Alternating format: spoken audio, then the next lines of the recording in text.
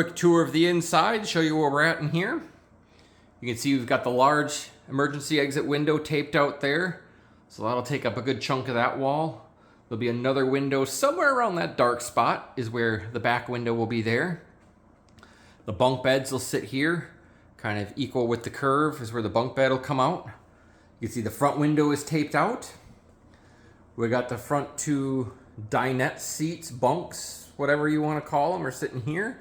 So got that all set to go. Here in the back, you can see the aluminum support rail that we've used for the front bed or the front edge of the bunk. That will also help hold a nice piece of walnut trim to prevent any sagging, and it minimizes the need for having any structure underneath to support. So we've got nice big open storage. You can see the blue line there taped off. That's the back rail of the bunk. And we're going to use one of these IKEA bed frames for the bed itself. So those are designed just to be supported at the head and the foot. So that center board, that center beam there has got a pretty high weight load. So we're going to rely on that, plus the aluminum, plus the complete support of that back rail to support the bed. And that'll give me a full queen size bed in the back. You can kind of see taped out there, that's going to be where the luggage door is for the back. That's going to be for loading and unloading of gear. On this side here is going to be the pull-out kitchen. So when we pull out the kitchen, you can see the large hole here. That whole flap will open up and we'll have a nice big pull-out kitchen here. It's going to be a 3-foot long drawer on 500-pound drawer slides that will come out there. And then here in the middle, this is where we're going to finish building some of the furniture this weekend. We're going to put in a divider. We've got the air conditioner will sit here. We've got storage for the kids' clothes here. We've changed the front wall a little bit. We are not going to do a big wall here. We're going to do a much smaller wall here. It's only going to come up to about the bottom of the window. We've got the tabletop complete. We'll show you that here in a second. Some leftover teak flooring.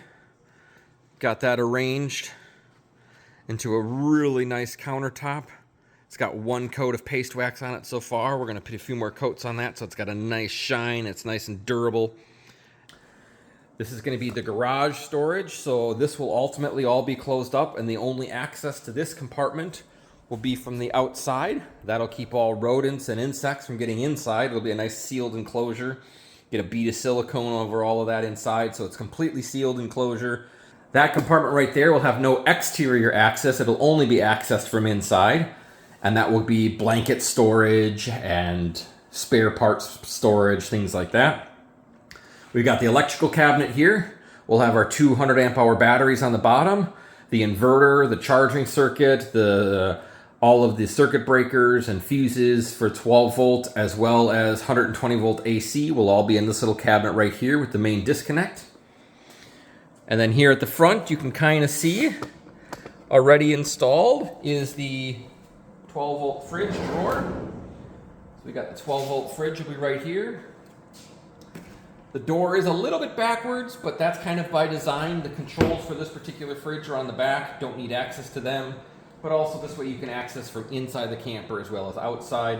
Still plenty tall enough to be able to reach over.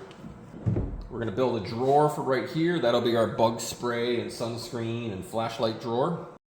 Something we haven't discussed in a lot of detail yet, but at the moment we've got this dark walnut color on the roof. That's all going to be replaced. So I actually have got some headliner that's going to be installed in there. Some RV headliner from RecPro that's going to get glued up there, and it's going to have a nice padded headliner on it. So here, for example, when you're leaning against the bed, you'll have a little bit of a soft touch on that back wall for a little bit of comfort and coziness.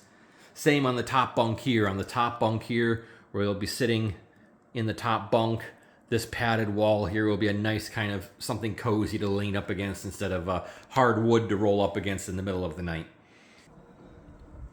And that's kind of where we're at so far on the inside.